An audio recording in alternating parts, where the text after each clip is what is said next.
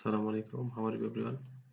I have good news for you. Laravel 12 release date launched in February 25th. Laravel 12 will launch, and this is also major version that will have zero breaking change.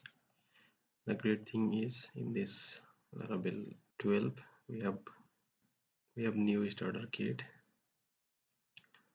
Let's see here.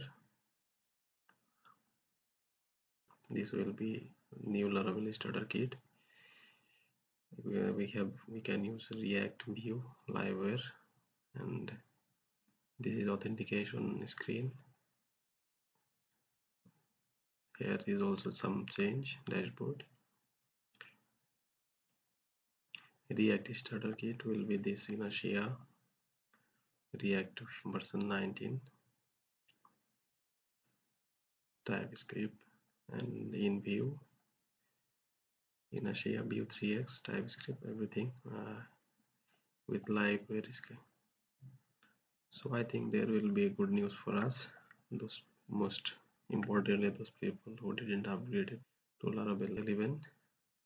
So let's wait what come next.